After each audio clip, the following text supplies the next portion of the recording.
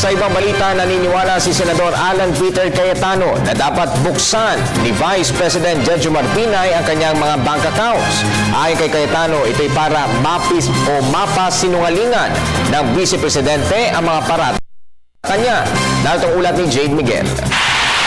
Hinamon ni Senador Alan Peter Cayetano si Vice Presidente Jejomar Binay na buksan ang kanyang mga bank account upang patunayan na hindi totoo ang mga paratang sa kanya ukol sa pagkakaroon ng mga joint account kasama ang kanyang umano'y mga dummies. Kay Senado, kay Ombudsman ang nag-file whether or not confidential o hindi ang bank accounts. Bakit hindi nyo matignan sa mata ang mga tao at sabihin, kasi sinungalingan yan, buksan yung accounts namin, itong bilyon ng pera.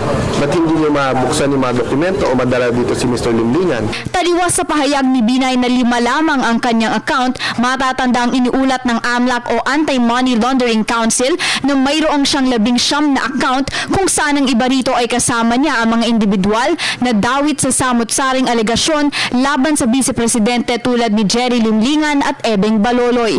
Pasaring pa ni Cayetano, ang sino man na nais tumakbo bilang Pangulo ay hindi lang dapat na natural-born citizen, marunong magbasa at magsulat at nasa sapat na edad, kundi ang sabi po niya sa media, 5 lang ang account niya. Pero ang nahanap po ng AMLAC ay 11. Sayang po, sayang. Bakit? Under the Philippine Constitution, you can run for the Philippines if you are you can run for president or vice president if you are a natural-born Filipino, if you are 40 years old, and you can read and write. Yun lang tatlo. Dapat pala, you can read and write and count. Kasi kung may count, hindi sana siya vice president. Sabi niya, 5 lang account eh. Ang AMLA nakita na 19. Lumabas din sa pagdinig na may mga joint account din si Binay kada 90 pa. Nakita ngayon na hindi lang peso account pero foreign accounts at hindi lang yung 2008 hanggang 2014 kasi pilit na pinapaliwanag ng Binay family na campaign contributions to, but way back 1990s pa lang ay meron ng joint account, foreign at local. Ayon pa kay dating Vice Alcalde ng Makati na si Ernesto Mercado, bakit kailangan pa mag-report ni Jerry Limlingan kay Binay ukol sa kanyang mga finances kung kanya naman ang mga perang iyon at lehitimo siyang negosyante. Kung yan po, pera ni Limlingan, bakit kailangan i-report? Iginiit naman ni Mercado na walang nag-uutos at nagbabayad sa kanya para ilabas ang mga naturang akusasyon laban kay Binay.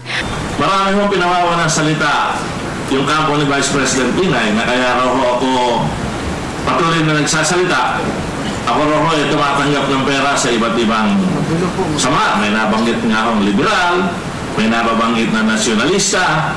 Gusto ko lang mo ipaalam sa inyo at sa sambayan ng Pilipino, wala ho akong tinatanggap na kahit na 5 sa kanino mang partido, kanino mang organisasyon. Ito ho talaga ay tinitiis ko. Para sa Telebisyon ng Bayan, Jade Miguel.